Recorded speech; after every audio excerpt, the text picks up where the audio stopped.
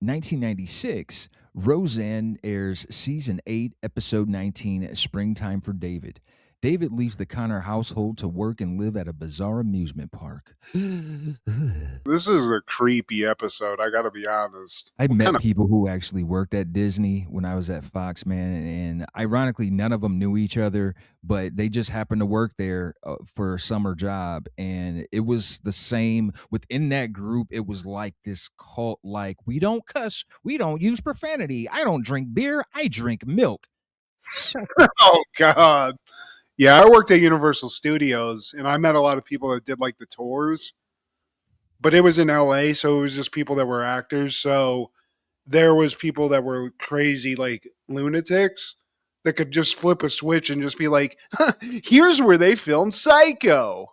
Watch out. And they turn that on and be like that cheesy guy. But yeah, in this episode, I gotta say, this is more like some sort of weird Nazi camp or something. I don't even the name sounds Nazi. I mean, especially if you're parodying Disney. So yeah, that's Oh, right there on. you go. I guess that actually makes a lot of sense. Darlene and DJ, they're making a bet.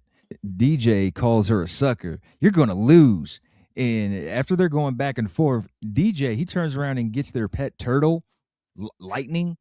And then Darlene, she turns around and get their baby brother. Yeah, and this seems like a fun game. They're betting something on it, maybe a gentleman's bet, but then Dan comes in. You think they're about to get in trouble, but he's like, 5 on the turtle. You don't even got confidence on his own child, Steve. Then cue that classic theme song. This is one of my favorite renditions of it because you're seeing them throughout the different eras from the very first season up until current. And shame on me if you want, but I'm cracking season 8 Roseanne. I don't know, man. Maybe it's the hair, maybe it's the little tan. I think it's a combination of both of them. Yeah, I mean, I told you once that I thought Rosie Rosie. O'Donnell in A League of Their Own was hot, and I feel like it's kind of a similar vibe, Steve. So I'd be remiss if I said that I didn't get it. And I kind of see what you're saying, especially when I think here's what it is. I think I've done the math on this. Okay. You're seeing her season 1 transform a couple of times. So when you put season 8 Roseanne up against Lawrence Taylor looking season 1 Roseanne, big dog, big dog status. I mean, it's a congratulations, you did it, Roseanne, but it is a significant change. So I Yeah. think you're getting a little skewed on that, where you're like, well, at least I'm not going up against an offensive lineman on the Denver Broncos. Like, get out there, move the line. Fucking built like JJ Watt. But when we come back, David, he does rush into the household and he's just excited to announce he's got a new job, a really good job. They even provide meals and housing. I don't have to eat out of y'all's fridge. Hey, he feels bad. He's taken out of their pockets and whatnot. So they're like, oh, I mean, okay. Sounds like a good thing. And he's very excited. I mean, everybody knows about this place. What is it called again? Edo- Edelweiss. Edelweiss, yeah. Edelweiss Gardens. Yeah, it sounds like a beer place. It sounds like something, but it doesn't sound like something fun to me. It sounds like some weird cult stuff. And that's kind of where we end up going, Steve, because all of a sudden we're in like this dorm room, right? Hirschman Bromfield. Basically, cinder blocks, no windows. They get in there, and everyone's like, "Oh, this is great." Like, it looks like a prison. Yeah, they even have the rules and regulations written on the wall. And then as they're moving David in, Doug rushes in. And Doug is a little bit turned, a little too turned.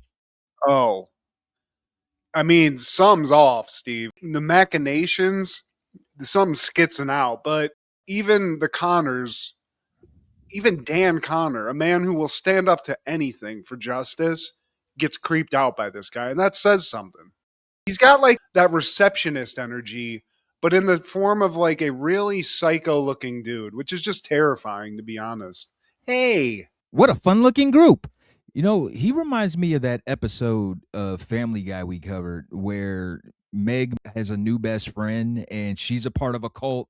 She's just very kind to the family. Hi, Mr. Griffin. It's very nice to meet you. What a nice family you have. And then she just short circuits. Yeah. Oh, that's exactly what we're seeing here. But everyone's kind of creeped out. Very stark accommodations. The guy's saying weird stuff about this place is great. He's very ooh rah about it. The weird rules on the wall and the schedule that they're showing, getting up at 6, prayer stuff, all this stuff. It looks kind of crazy.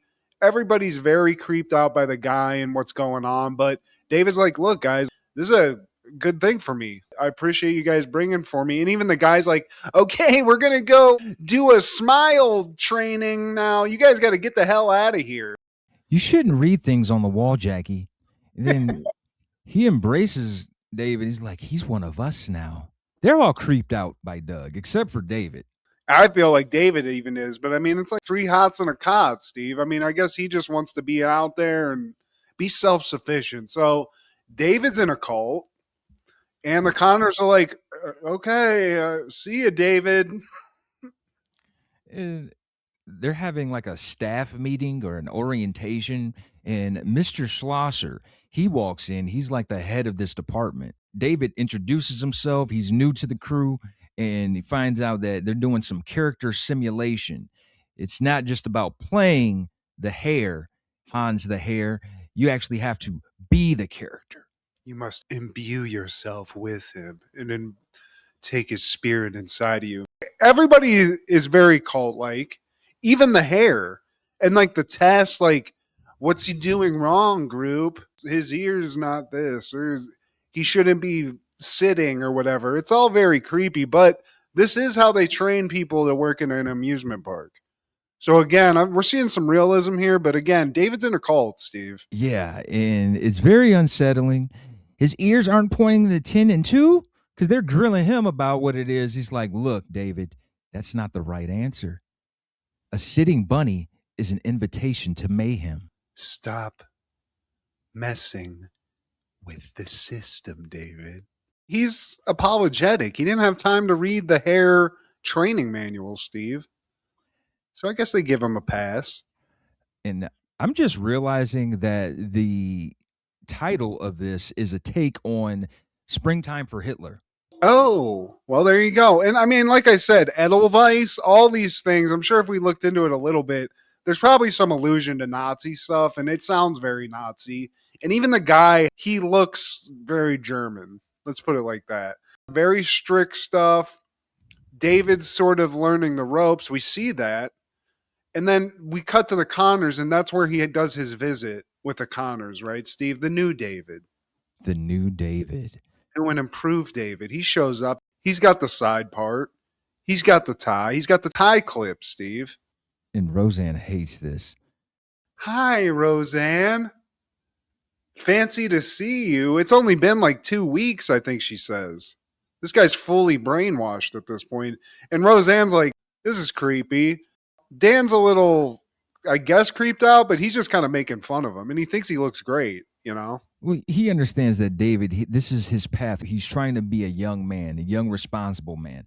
And maybe he needs to be a part of a team. Like I was a part of a team. It made me a better man. Look at me now. You made me a better man, Roseanne, but team sports really did something to improve me, and maybe it'll help David out. He's not an athlete, so maybe he can be a bunny. Hans the hare. But David's all in. He's like, yeah, I love it. You know, he's making out like it's a good thing. Like, look at me. I'm all fancy. But he's got like that vibe of the dude that they met when they brought David to the place. It's starting to rub off on him, and everybody's like, I don't know. This is kind of weird. This is Roseanne's house. We can't be acting like that. Going back to Edelweiss, they're having one of their training sessions or rehearsals. He's talking to this chick who has a thing for Hans the hare. Maybe she's a future bestialis. That's a Yeah. thing. Well, she's like, always wanted to be married to Hans the hare. And then she gives him a weird smile. But it's like, bitch, there's 15 Hans the hares in this class. Why are you singling me out with that psycho talk? Well, you know what? Isn't there a thing where a person has a fetish for people in costumes? Isn't that a thing? Furries, dude. Hell yeah. Or that's what she Furries, bro. Hell yeah. That's probably what this whole thing is now that I'm thinking about it. David got himself into some sort of weird 90s furry cult before this shit just went mainstream. This is all just training to get these guys banging in these costumes. So, The but chick is training, actually cute though. oh, she's very, I mean, Yeah. she's in a bunny costume, but yeah, of course. I mean, if you're going to be around a bunch of weirdos, like at least talk to the cutest one. Yeah. And I mean, you should, lady who was this girl, who played this girl, you should feel great about that because Steve also said he would bang season 8 Roseanne. So you're right up there in those. Yeah. Yeah, man, that's upper echelon. This is actually a rite of passage ceremony for David. He's going to get the head put on him by the original Hans the Hare. They roll out the OG Hans the Hare. That's a big deal. He has to make a vow that he'll never do anything to disgrace the bunny, the head of the bunny. Just a quick shout out to the original Hans the Hare, who's played by the old man. I don't know. This is such a deep cut.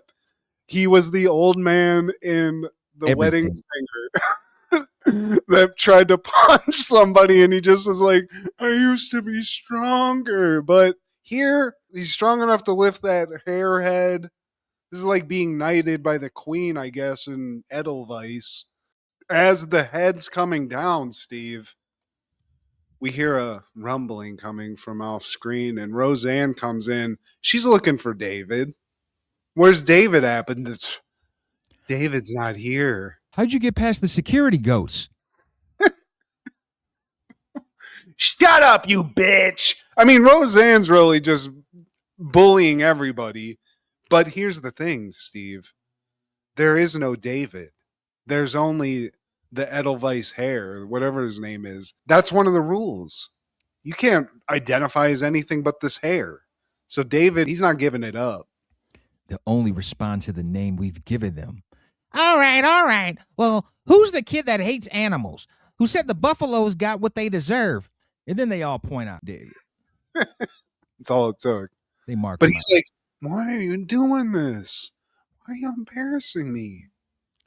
David, you do not have to do this. And that's another thing we skipped over, like the art department. He was promised a chance at getting into the Edelweiss art department. And when he asked Mr. Schlosser about it, he's just like, how many of you came here to work at the art department? They all just about raised their hand. It's a long line, Steve. You got to put in your dues. David's at the bottom of the ladder right now, so it's going to be a long wait. And Roseanne's like, you don't got to do this. Like, this is crazy. That guy who's the commandant or whatever, this trainer guy, he's going to fuck you. We need to get some cops into this place just to get everything checked out to make sure that this isn't some kind of trafficking situation, Steve. But he did his job. He played a good creep in this, Steve. He played a good brainwasher. Roseanne's like, well, this is over with. David, you're done. You're done with this Nazi shit. Edelweiss is down a bunny, Steve. But here's my thing. I was thinking about this. In this world that they've explained, this training situation is for all the new employees. Is there more of these psychos? You know what I mean? Like, how big is this organization? Because I'm concerned. They never fall off. They just recharge, Matt. And They don't die, they just multiply, Steve. they just multiply. And in the closing credits, we see Roseanne basically trying to deprogram David. Going at him, Steve. See, this is CIA level stuff going on here. She's hitting him with water. She slaps him a couple of times. If anybody's going to deprogram you, I trust Roseanne. She throws a heavy right, Steve. Yeah. And she can fight. I like that.